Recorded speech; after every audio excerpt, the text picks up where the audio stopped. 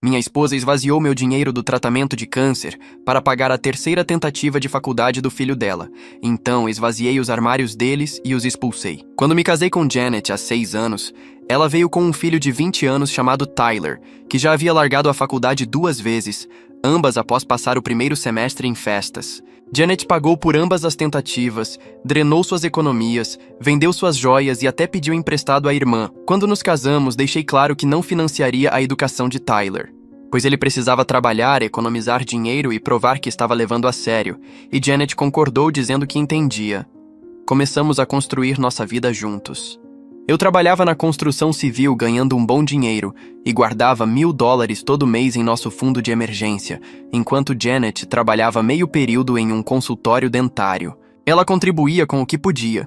Após 5 anos, tínhamos 42 mil economizados, e aquele dinheiro era sagrado, destinado a emergências reais como perda de emprego, contas médicas ou reparos. Embora ambos tivéssemos acesso, prometemos nunca mexer nele sem discutir primeiro. Tyler passou esses anos sem fazer nada, trabalhando em restaurantes por algumas semanas. E depois pedindo demissão porque os gerentes eram malvados, dormindo até o meio-dia, jogando videogame a noite toda e fumando erva no porão de Janet, onde ainda morava. Janet o mimava, fazia suas refeições, lavava sua roupa e lhe dava dinheiro para gastar do salário dela, e eu ficava na minha, pois não era meu filho nem meu problema. Então, há 8 meses comecei a me sentir doente, com fadiga constante, perda de peso e hematomas fáceis, fui ao médico e fiz exames de sangue que diagnosticaram leucemia. Tratável, mas cara. O seguro cobriria a maior parte, mas não tudo, e o médico disse que o custo do meu bolso seria de cerca de 30 mil para o tratamento completo. Razão pela qual tínhamos o fundo de emergência. Cheguei em casa e contei a Janet, que chorou e disse que tudo ficaria bem, pois tínhamos o dinheiro guardado. O tratamento começou na semana seguinte e a primeira rodada correu bem, com o seguro cobrindo a parte deles e nós pagando nossa parte com a conta corrente, estando eu programado para 6 rodadas no total. Após meu segundo tratamento, fui transferir dinheiro do nosso fundo de emergência para o próximo pagamento e a conta tinha $400. Tendo caído de 42 mil para 400, liguei para o banco pensando que fosse fraude, mas disseram que Janet havia sacado tudo em cheques administrativos ao longo de 3 dias, 2 semanas antes. Dirigi para casa em choque e encontrei Janet fazendo o jantar como se nada tivesse acontecido, e quando perguntei sobre o dinheiro, ela ficou branca e começou a chorar imediatamente. Confessando que Tyler tinha entrado em uma faculdade de arte particular, não uma faculdade de verdade, mas um desses lugares com fins lucrativos que aceitam todo mundo, custando 40 mil por ano. Ela disse que ele prometeu que desta vez seria diferente, que estava pronto para focar, e que ela não podia decepcioná-lo novamente porque era mãe dele. Chegando a dizer que não podia decepcioná-lo enquanto eu tinha câncer e precisava daquele dinheiro para o tratamento. Perguntei como ela pôde fazer isso sem falar comigo. Ela disse que eu teria dito não, o que é óbvio, pois eu estava lutando contra o câncer e precisávamos daquele dinheiro para salvar minha vida. Mas ela argumentou que o futuro de Tyler também era importante, que ele merecia uma chance de sucesso e que talvez meu tratamento não fosse tão caro quanto o médico disse, sugerindo realmente que meu oncologista estava exagerando o custo enquanto o filho dela estava em uma escola de arte falsa, desenhando bonecos de palito. Tyler subiu as escadas, ouviu nossa discussão e perguntou qual era o problema. E quando eu disse a ele que a mãe dele roubou meu dinheiro do tratamento de câncer para a escola dele, ele deu de ombros e disse que eu estava sendo egoísta, afirmando que a educação era um investimento. Esse garoto, que nunca tinha terminado nada na vida, estava me chamando de egoísta. Fiz uma mala e saí naquela noite, fiquei com meu irmão James, enquanto Janet ligava chorando, dizendo que eu estava exagerando e que poderíamos resolver algo. Talvez conseguir um empréstimo, embora meu crédito estivesse arruinado pelas contas médicas, e ela soubesse que nenhum banco nos emprestaria nada. Meu irmão me ajudou a encontrar um advogado e os papéis do divórcio foram protocolados em 1 semana. Janet tentou brigar, dizendo que eu a estava abandonando em um momento difícil, mas o juiz não viu dessa forma quando ouviu que ela tinha roubado fundos de tratamento de câncer e o divórcio foi finalizado no mês passado. Fiquei com a casa, já que paguei toda a entrada e a hipoteca, e Janet e Tyler se mudaram para um apartamento de 1 quarto. Tyler largou sua faculdade falsa depois de 1 semestre, dizendo que os professores não entendiam sua visão artística e agora está de volta, morando no que seria o porão da Janet, exceto que agora é apenas um canto da sala de estar. Janet ligou ontem implorando por dinheiro, pois estão com o aluguel atrasado, e Tyler não consegue encontrar emprego porque lugar nenhum valoriza seus talentos. Lembrei a ela que ela escolheu a terceira tentativa fracassada de faculdade de Tyler em vez da minha vida. E foi quando ela disse algo que me fez derrubar o telefone. Estou grávida. Derrubei meu telefone no sofá do James e fiquei apenas olhando para a parede por 1 minuto inteiro, tentando fazer as contas na minha cabeça. Janet e eu nos separamos há 7 meses quando descobri sobre o dinheiro roubado. O divórcio foi finalizado há 4 semanas, e ela se mudou para aquele apartamento com Tyler. Se ela estiver realmente grávida agora, o momento da concepção seria mais ou menos quando ainda estávamos tecnicamente casados, mas definitivamente não morando juntos nem dormindo juntos. Ou essa é a jogada de manipulação mais desesperada que ela já fez, ou ela está grávida do bebê de outra pessoa e tentando colocar a culpa em mim por dinheiro. E ambas as opções me dão vontade de vomitar. Pego meu telefone e ligo para James antes que eu entre em pânico total. Ele atende no segundo toque e eu apenas digo que preciso dele. Ele deve ouvir algo na minha voz porque não faz perguntas, apenas diz que estará lá em 20 minutos. Passo esses 20 minutos andando de um lado para o outro no apartamento dele, tentando descobrir se Janet é má o suficiente para fingir uma gravidez ou estúpida o suficiente para realmente engravidar durante um divórcio, e conhecendo o histórico dela, ambas parecem possíveis. Quando James entra, ele dá uma olhada no meu rosto e vai direto para a cozinha fazer café. Nós nos sentamos à mesa da cozinha e eu conto a ele sobre a ligação de Janet. Ele fica quieto por um longo tempo, depois pergunta se acho que ela está mentindo, e eu digo que não sei, pois com Janet eu nunca mais sei. Ela roubou $40 mil do meu fundo de câncer. Então mentir sobre uma gravidez não parece um exagero. Mas James ressalta que se ela estiver grávida, precisamos descobrir se é meu ou de outra pessoa, porque ambos criam problemas. Se for meu, estou preso lidando com ela para sempre através de uma criança. Se não for meu e ela estiver tentando alegar que é, isso é fraude e preciso me proteger legalmente. De qualquer forma, isso está prestes a ficar ainda mais complicado do que já está. Na manhã seguinte, forço-me a ir à minha consulta de acompanhamento com o Dr. Hicks. Embora meu cérebro pareça ter passado por um liquidificador, a sala de espera cheira a antisséptico e revistas velhas. Sento-me lá preenchendo formulários sobre estresse e sono.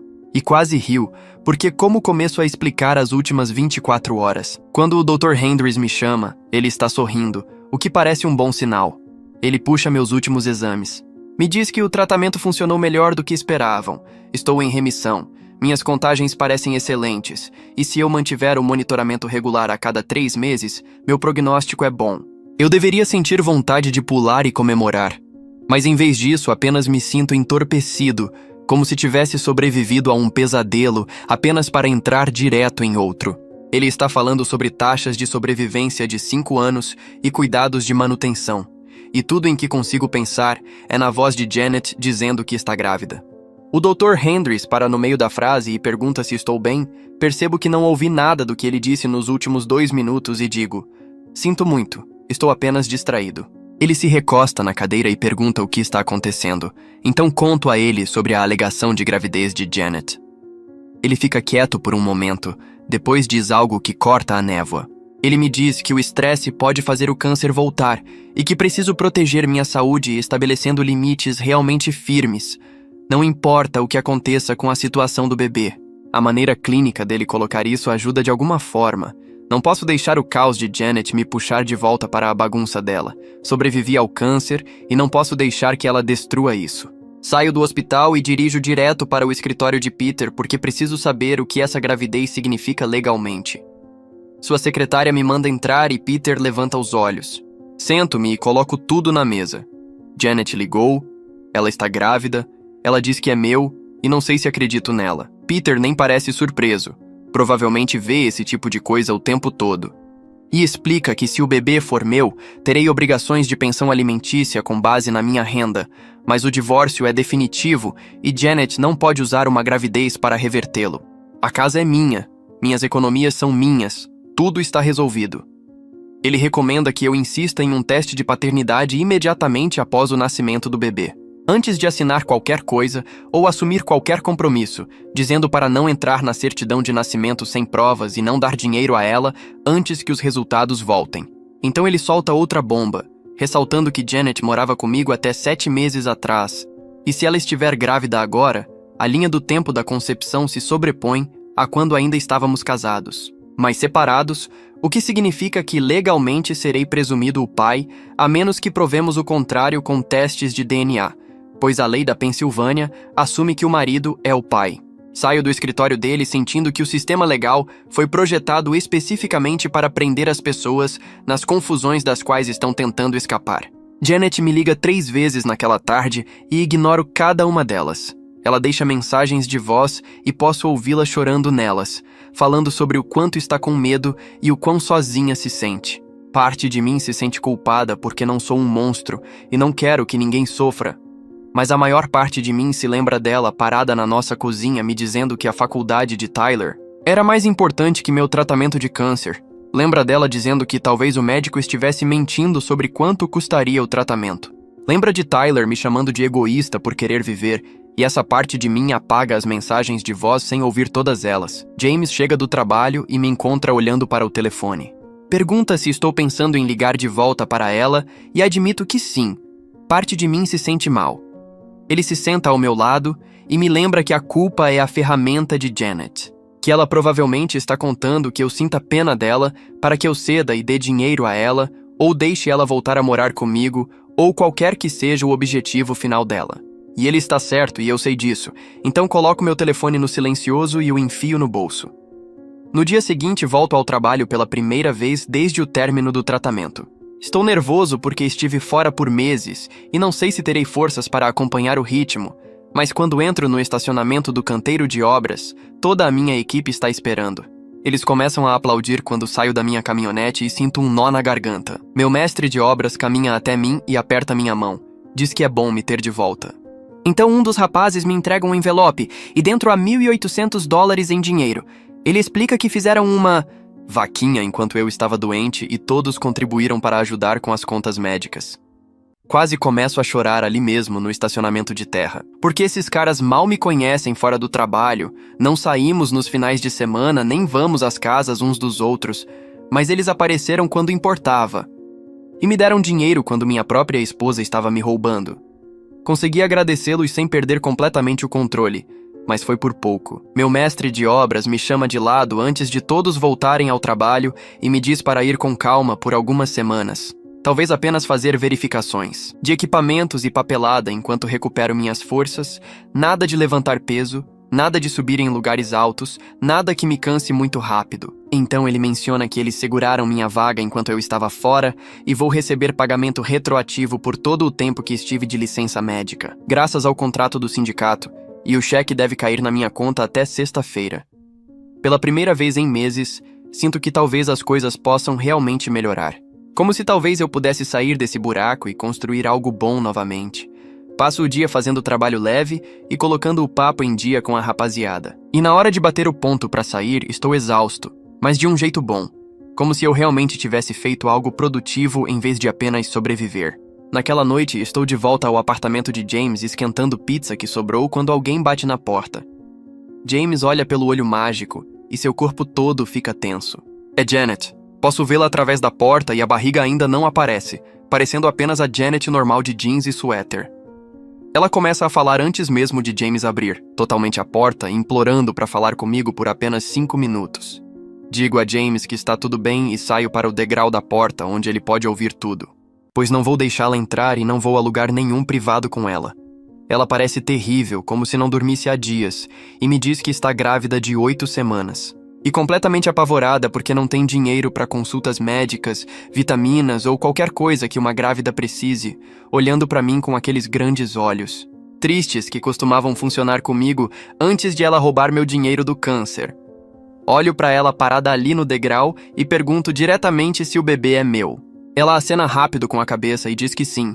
Jura que não esteve com mais ninguém desde que nos separamos. Sua voz fica mais aguda quando fala e ela coloca a mão na barriga. Como se isso provasse algo. Digo a ela que preciso de um teste de paternidade antes de acreditar em qualquer coisa que ela diga. Ela recua e seu rosto fica vermelho, parecendo realmente magoada, dizendo que não consegue acreditar que não confio nela depois de tudo que passamos juntos. Lembro a ela que ela roubou $42.000 do meu dinheiro de tratamento de câncer sem me perguntar. Dinheiro que eu precisava para continuar vivo. A falta de autoconsciência é louca, mas não recuo. Teste de paternidade ou nada. Ela enxuga os olhos e muda completamente de direção, dizendo que Tyler está desmoronando de culpa pelo dinheiro da faculdade. Quer se desculpar comigo e quer consertar as coisas. Digo a ela que Tyler tem 26 anos e me chamou de egoísta por querer tratamento de câncer. Então tenho zero interesse nas desculpas dele agora. Ela começa a chorar mais forte e diz que estou punindo-a por tentar ajudar o filho, como se pegar 40 mil fosse apenas uma escolha parental normal, como se ela tivesse que escolher entre a escola de arte falsa do filho e minha vida real e tivesse escolhido a escola de arte.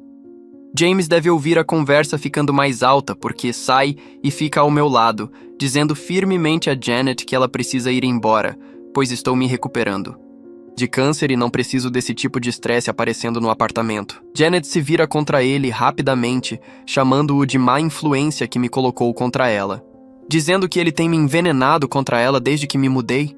James realmente ri disso e diz: não, roubar o dinheiro do câncer me colocou contra ela. Ela precisa aceitar a responsabilidade por suas próprias escolhas, em vez de culpar os outros. Janet olha entre nós e posso ver ela percebendo que as lágrimas não funcionam. Então volta para o carro sem dizer mais nada. Observo-a ir embora e me sinto completamente exausto. Meu corpo todo parece pesado. James coloca a mão no meu ombro. E voltamos para dentro.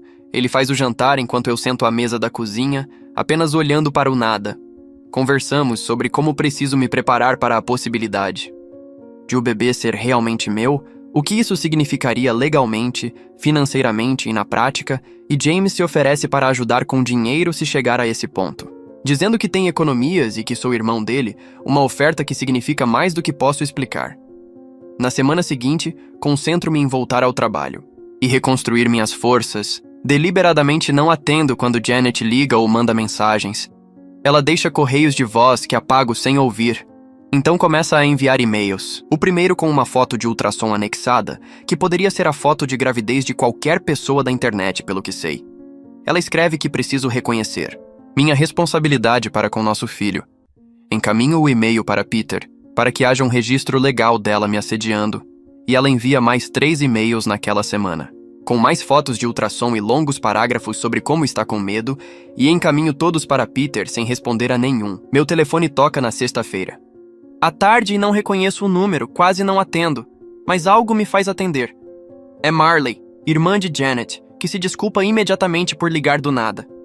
Diz que tem pensado em mim desde o divórcio e pede desculpas por ter emprestado dinheiro a Janet para a primeira tentativa de faculdade de Tyler anos atrás, dizendo que viu Janet habilitar Tyler por anos e se sente culpada por contribuir para esse padrão. Digo a ela que aprecio a ligação, mas não posso mais me envolver. Nas coisas da família de Janet, preciso focar na minha própria saúde e vida. Marley diz que entende completamente, então me surpreende dizendo outra coisa.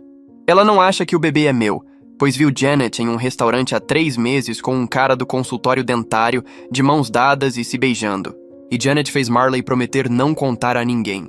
Essa informação me atinge forte, pois significa que Janet está mentindo sobre a paternidade ou genuinamente não sabe.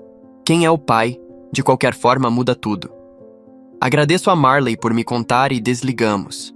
Ligo para Peter imediatamente e conto o que Marley disse. Ele diz que isso fortalece nossa posição de que o teste de paternidade é obrigatório e diz que devo anotar tudo o que Marley me disse caso Janet tente pedir pensão, antes do nascimento do bebê, documentando datas, horários e exatamente o que foi dito, pois toda a situação parece cada vez mais com um programa de TV ruim. 2 semanas se passam e estou no canteiro de obras almoçando com minha equipe. Estamos sentados na caçamba da caminhonete de alguém comendo sanduíches.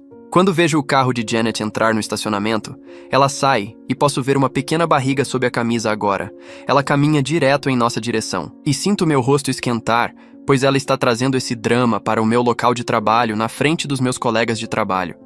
Todos ficam quietos e desconfortáveis. Janet para na minha frente e sua voz é alta o suficiente para que toda a equipe ouça, dizendo que estou abandonando meu filho e perguntando que tipo de homem abandona sua esposa grávida. Meu mestre de obras olha para mim e percebo que ele não sabe o que fazer. Levanto-me e caminho em direção ao carro de Janet. Ela me segue e me certifico de que estamos longe o suficiente para que minha equipe não possa ouvir. Digo a ela firmemente que aparecer no meu trabalho é assédio. E se ela fizer isso de novo, pedirei uma ordem de restrição. Ela desaba chorando novamente. Diz que está desesperada porque ela e Tyler estão prestes a ser despejados. Por falta de pagamento do aluguel, devem 2 meses e o proprietário entrou com a papelada. Sinto uma pequena centelha de simpatia, mas a afasto, pois ela criou a situação. Ao roubar de mim, ela continua chorando e começa a falar mais rápido, admitindo que Tyler não trabalhou um único dia desde que largou a faculdade. Apenas fica no apartamento jogando videogame desde o momento em que acorda até as 3 da manhã e ela tem coberto aluguel, comida, contas, tudo com seu salário. De meio período no consultório dentário, e não é o suficiente. Observo-a enxugar o rosto e não sinto nada além de uma raiva cansada. Digo a ela diretamente que Tyler é responsabilidade dela, não minha, e ela precisa expulsá-lo para que possa pagar para viver. Precisa dizer a ele para arranjar um emprego e seu próprio lugar. Como qualquer outro adulto, o rosto dela muda completamente.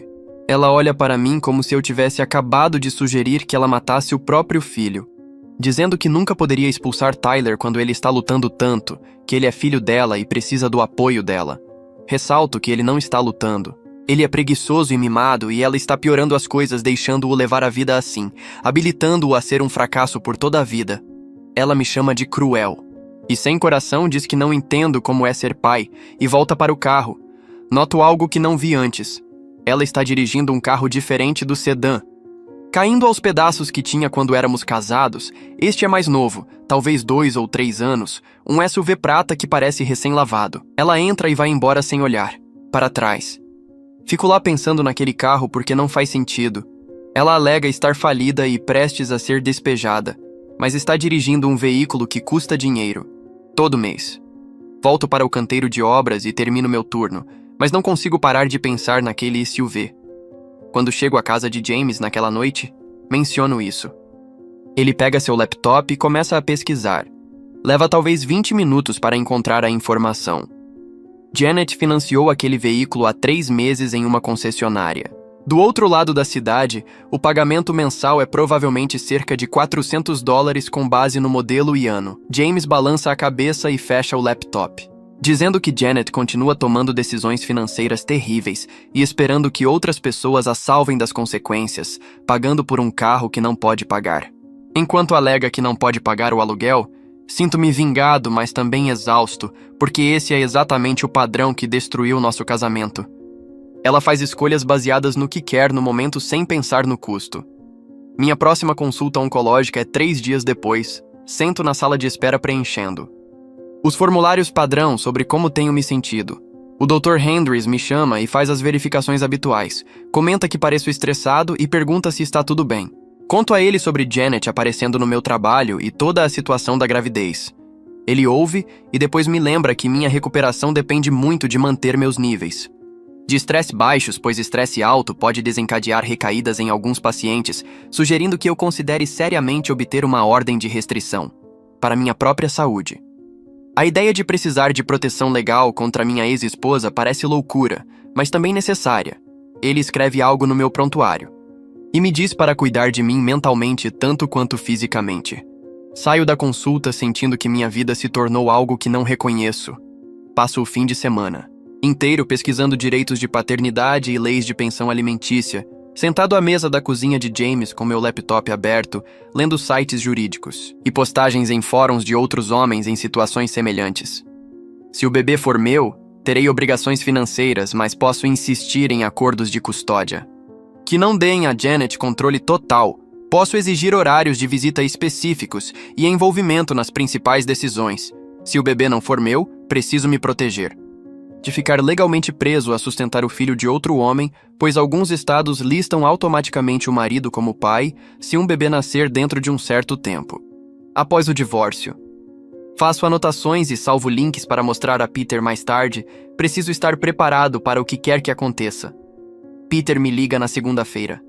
À tarde, enquanto estou no trabalho, afasto-me da equipe para atender a ligação e ele me diz que o advogado de Janet entrou em contato com ele no fim de semana, pedindo pensão alimentícia de emergência, alegando extrema dificuldade e exigindo que eu ajude com as despesas de vida dela. Peter realmente riu quando leu o pedido. Lembrou a eles que Janet roubou meu dinheiro de tratamento de câncer e isso está documentado em todos os processos de divórcio, e que o juiz já decidiu que Janet não recebe nada do acordo. E nada mudou para justificar a revisão dessa decisão, dizendo a eles para pararem de desperdiçar o tempo de todos. Agradeço a Peter e desligo, sentindo uma pequena sensação de satisfação de que o sistema legal está funcionando como deveria. As mensagens de texto de Janet começam a vir. Com mais frequência nos dias seguintes, ela me envia mensagens sobre precisar de dinheiro para aluguel, para comida, para consultas médicas. E me envia solicitações no Venmo de valores específicos com notas anexadas. Uma diz, seu bebê precisa de um lar.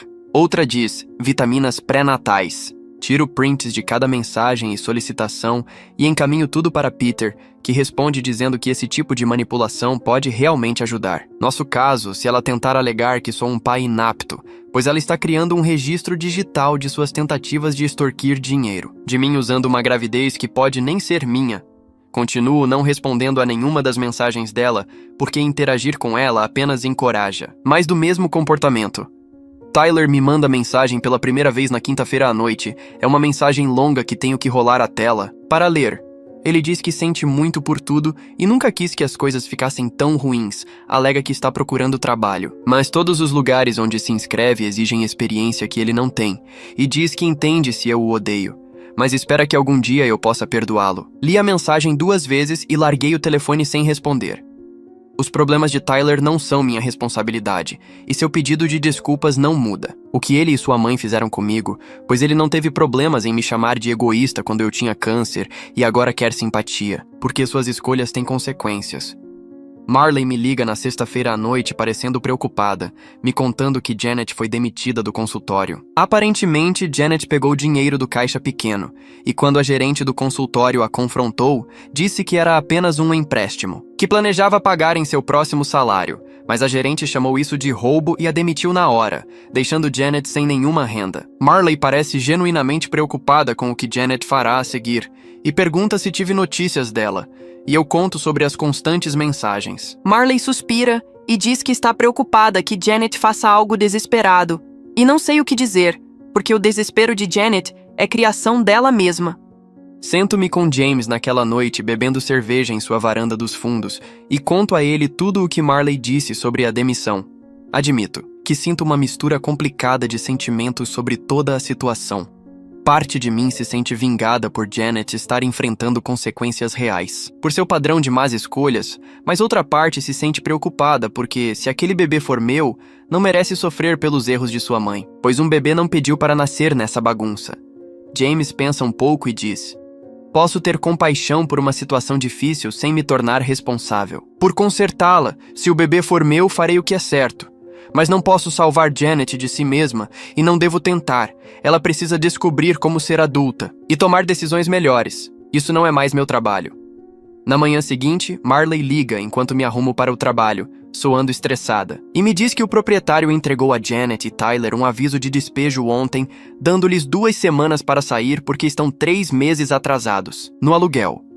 Janet aparentemente disse a Marley que planeja se mudar temporariamente até encontrar trabalho. Mas Marley mora em uma casa pequena, de 2 quartos e realmente não quer Tyler lá, dizendo que o drama familiar está piorando e ela está presa no meio disso.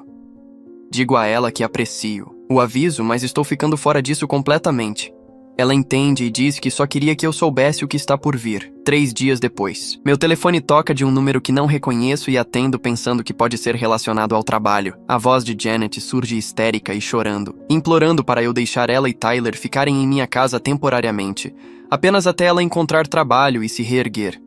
Digo a ela absolutamente não. Aquela casa é meu lar e meu santuário depois de tudo que ela fez comigo. Ela começa a gritar que estou deixando minha ex-esposa grávida. Ficar sem teto por despeito, que sou uma pessoa cruel que se importa mais com vingança do que fazer a coisa certa. E posso ouvir Tyler ao fundo, dizendo para ela desligar que eu não valho a pena. Desligo sem dizer mais nada, minhas mãos tremendo de raiva, e ligo imediatamente para Peter, perguntando sobre trocar minhas fechaduras e garantir que Janet não tenha nenhuma reivindicação legal para entrar na minha propriedade.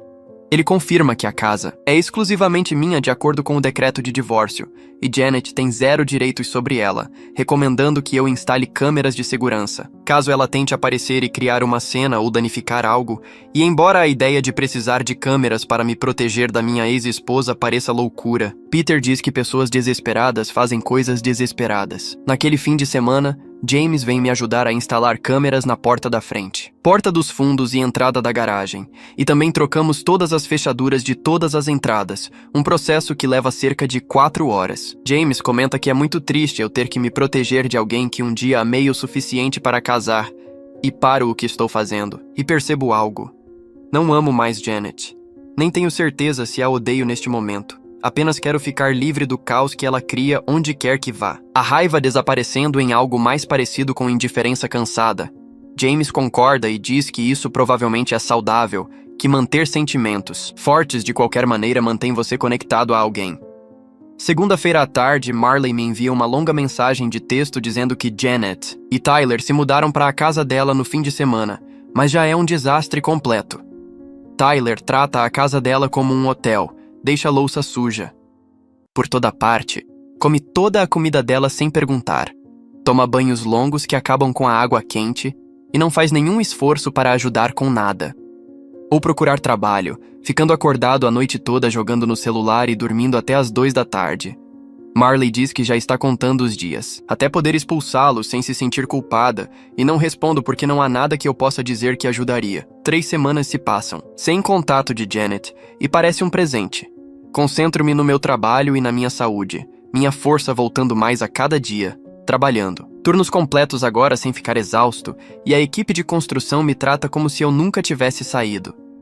Também estou reconstruindo lentamente. Minha conta poupança, guardando $300 a cada pagamento, não sendo os 1.000 que eu costumava economizar, mas é alguma coisa. A conselheira financeira do hospital, Depica Foster, liga e pede para eu ir a uma reunião, e fico preocupado que sejam más notícias sobre minhas contas, mas ela está realmente sorrindo quando me sento. Ela analisou meu caso e conseguiu me aprovar para um programa de dificuldades, reduzindo minha dívida médica restante em 40%, e estabelecendo um plano de pagamento que eu realmente posso pagar $200 por mês, pelos próximos 3 anos. Quase choro de alívio porque pensei que pagaria essas contas pela próxima década, e a vida começa a parecer administrável, novamente pela primeira vez em meses. Então, em uma manhã de sábado, estou tomando café na minha varanda quando o carro de Janet entra na garagem. Ela está visivelmente mais grávida agora, talvez 4 ou 5 meses com base no tamanho de sua barriga, e Tyler está sentado no banco do passageiro, mas fica no carro. Janet sobe na varanda devagar, mais calma do que da última vez que conversamos, e pergunta se podemos conversar como adultos, sobre o futuro. Cada parte de mim quer dizer não e mandá-la embora, mas deixo ela se sentar nos degraus da varanda enquanto Tyler fica no carro. Ela começa dizendo que cometeu erros terríveis e entende por que me divorciei dela. Não está pedindo para eu aceitá-la de volta ou perdoá-la, mas diz que o bebê merece um pai presente em sua vida, não pedindo dinheiro ou ajuda com sua situação, apenas pedindo para eu considerar. Estar envolvido se o teste de paternidade provar que sou o pai.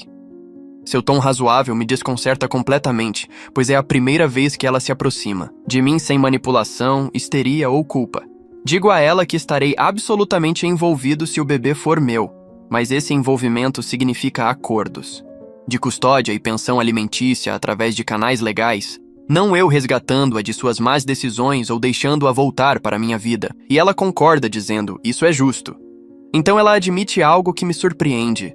Tem visto alguém de seu antigo emprego no consultório dentário. Eles estavam juntos na mesma época em que ainda morávamos juntos, mas separados. E há uma chance de ele ser o pai em vez de mim. A honestidade é inesperada e de alguma forma torna tudo mais real em vez de apenas outra tentativa de manipulação. Pergunto por que ela está me contando isso agora, e ela diz que está cansada de mentir e de piorar tudo, querendo fazer pelo menos uma coisa certa, e pergunta se eu estaria disposto a fazer um teste de paternidade pré-natal em vez de esperar até o bebê nascer.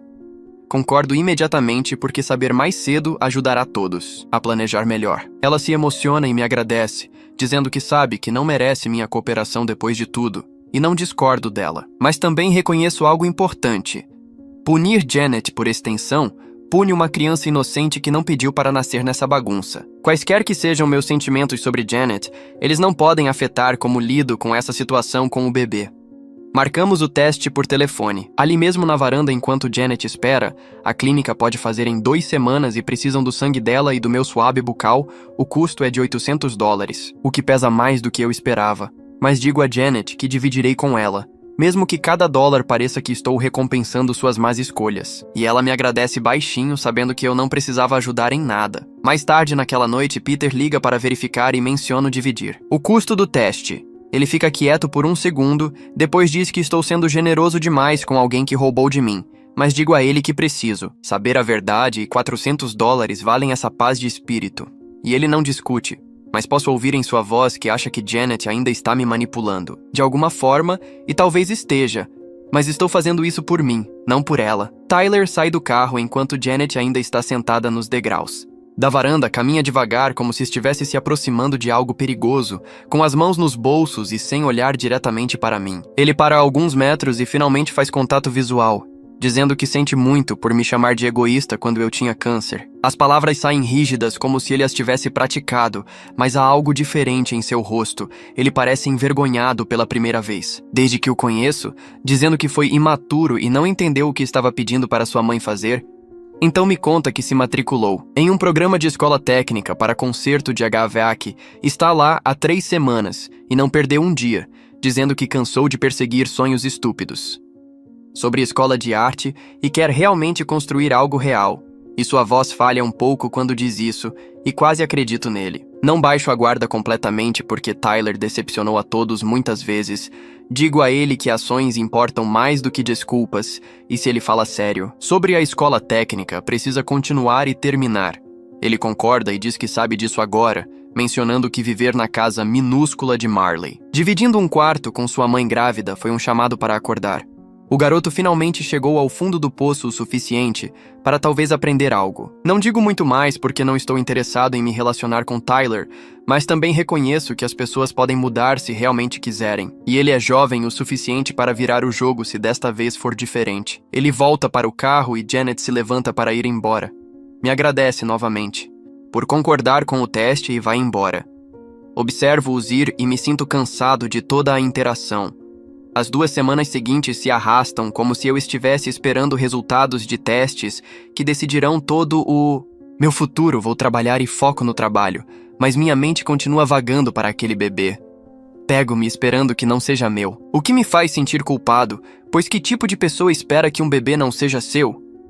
Mas também sei a verdade. Estar ligado a Janet para sempre através de uma criança vai estragar o novo começo que estou tentando construir. E cada vez que penso em ser copai com ela por 18 anos, me sinto preso.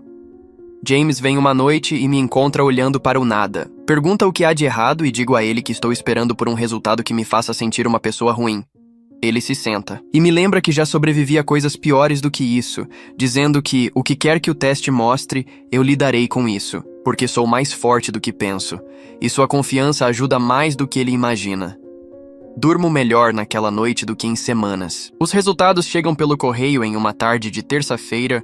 Olho para o envelope por 1 minuto inteiro antes de abri-lo. Minhas mãos tremem um pouco enquanto tiro o papel e as palavras nadam na frente dos meus olhos no início. Depois entram em foco. Probabilidade de paternidade 0%. Não sou o pai. O bebê não é meu. Tenho que ler 3 vezes para ter certeza de que estou entendendo. O alívio me atinge tão forte que tenho que me sentar no sofá. Meu corpo todo parece mais leve, como se alguém tivesse removido um peso, que eu não sabia que estava carregando, mas logo atrás do alívio vem algo inesperado. Tristeza por essa criança que vai crescer com o caos. De Janet e Tyler como irmão, pois o bebê não pediu nada disso.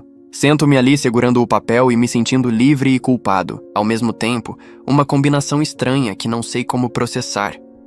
Ligo para Janet para contar os resultados antes que ela receba sua cópia. O telefone toca 4 vezes e quase desligo. Ela atende parecendo nervosa e digo a ela diretamente que não sou o pai. Ela fica quieta por tanto tempo que penso que desligou. Então diz que imaginava isso com base no tempo. Sua voz soando plana e cansada. Ela pergunta se eu a odeio e a pergunta me pega desprevenido. Digo honestamente que não a odeio. Apenas sinto pena dela, porque ela continua fazendo escolhas que prejudicam a si mesma e a todos ao seu redor. Ela começa a chorar E eu deixo, porque não há mais nada. E sentamos em silêncio com ela chorando do outro lado, até que finalmente desliga sem dizer adeus. Desligo meu telefone e me sinto vazio. Peter me liga na manhã seguinte, depois que envio a ele uma cópia dos resultados por e-mail, confirmando que o teste de paternidade corta legalmente qualquer conexão restante entre mim e a situação de Janet, pois não tenho obrigações financeiras nem preocupações com a custódia. E não há motivo para manter contato com ela. Ele me parabeniza por estar livre e sua voz soa genuinamente feliz por mim. Agradeço a ele por toda a ajuda durante o divórcio e nessa bagunça, mas a vitória parece mais complicada do que eu esperava. Pensei que não sentiria nada além de alívio, mas em vez disso sinto alívio, tristeza e culpa, tudo misturado. Peter não parece notar. E diz que devo comemorar e seguir em frente com minha vida. Então digo que vou e desligamos.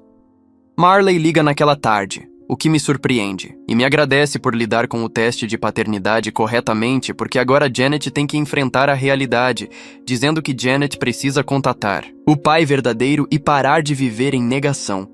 Então Marley solta uma informação que eu não esperava. O pai é um cara do consultório, onde Janet trabalhava, é casado e tem filhos, e não está nada feliz com a gravidez. Segundo Marley, a bagunça de Janet continua piorando, e Marley soa frustrada e cansada, como se estivesse lidando com o drama de Janet por muito tempo. Digo a ela que aprecio a atualização, mas estou ficando fora disso agora. Ela entende, diz que está feliz por eu estar livre da situação, nos despedimos e me sinto grato. Tyler me manda mensagem alguns dias depois, uma longa mensagem dizendo que sente muito por tudo, que está realmente firme na escola técnica, e não perdeu um único dia, mencionando que ver a vida de sua mãe desmoronar por causa de más decisões o ensinou o que não fazer. A mensagem soa sincera, mas já ouvi Tyler fazer promessas antes, então respondo brevemente desejando-lhe sorte e realmente desejo. Porque Tyler é jovem o suficiente para mudar se realmente quiser. Ele agradece por responder e diz que não vai me incomodar novamente. E aprecio que ele esteja respeitando meus limites finalmente. Talvez chegar ao fundo do poço tenha sido o que ele precisava para crescer. Minha consulta de acompanhamento de 6 meses do câncer acontece na semana seguinte e sento-me no consultório do Dr. Hendricks, me sentindo nervoso.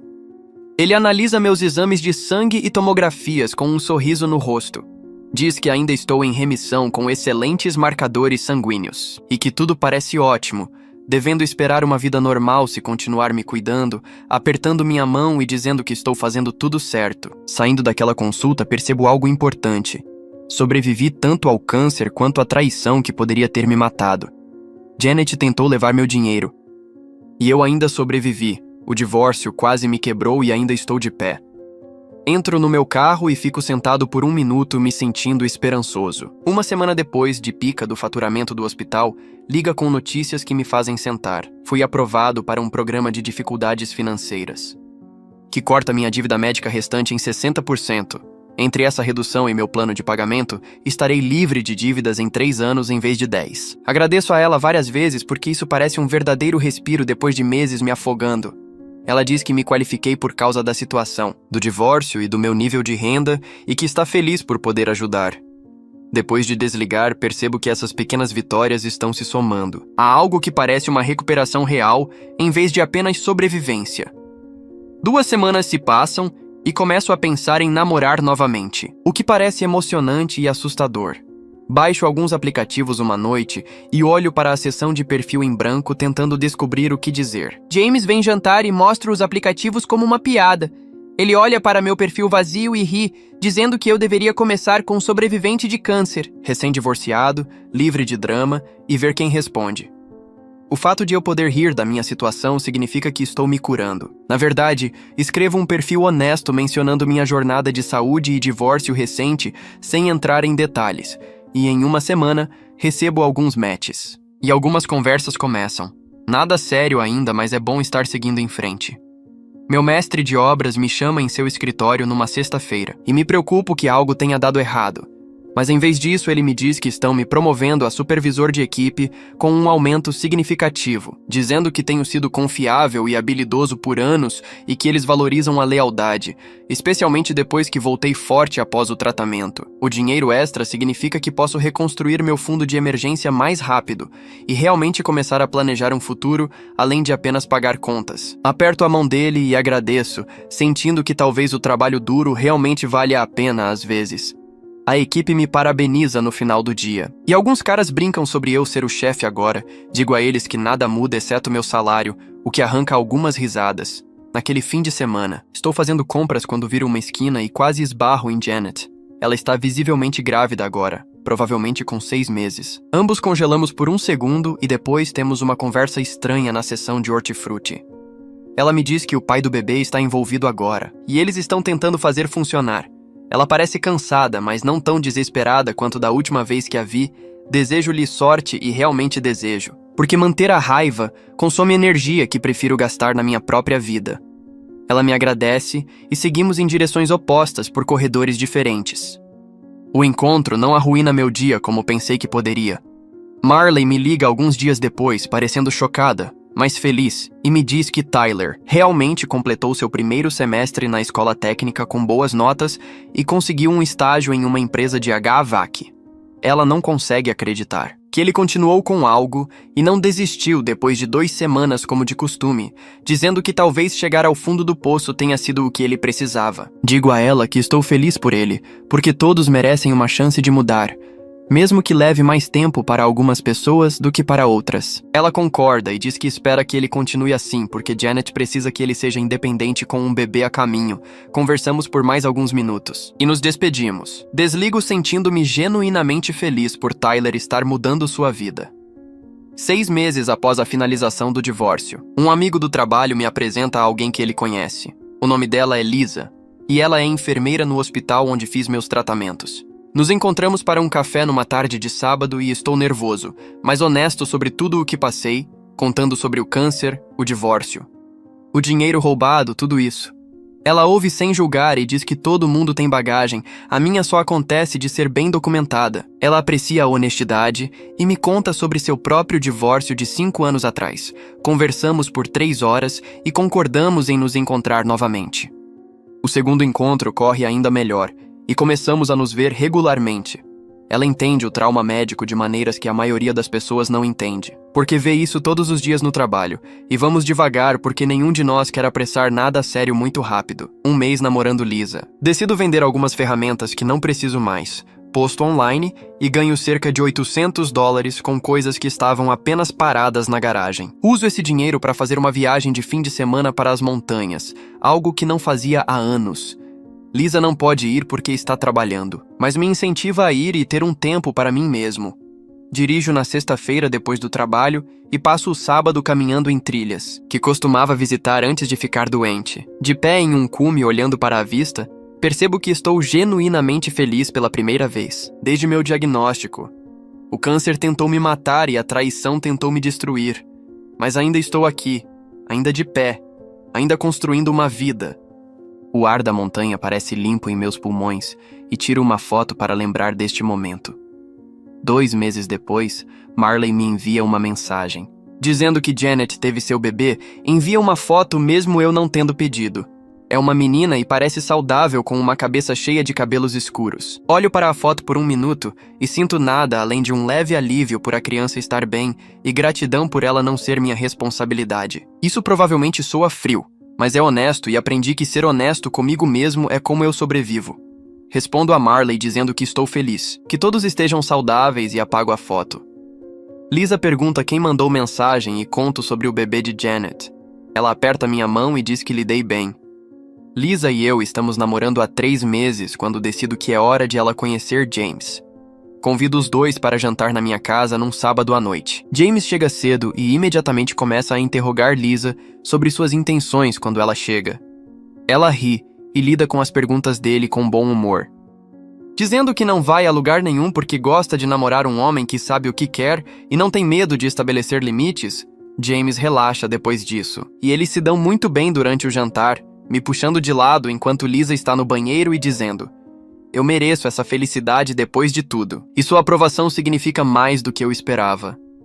Nós três acabamos jogando cartas até tarde e Lisa se encaixa na minha vida de uma maneira natural. Tyler entra em contato uma última vez através de uma mensagem de texto que me surpreende, me contando que conseguiu sua certificação em HVAC e conseguiu um emprego em tempo integral com benefícios, que está se mudando para seu próprio apartamento no próximo mês e diz que finalmente está se tornando o adulto que deveria ter sido anos atrás.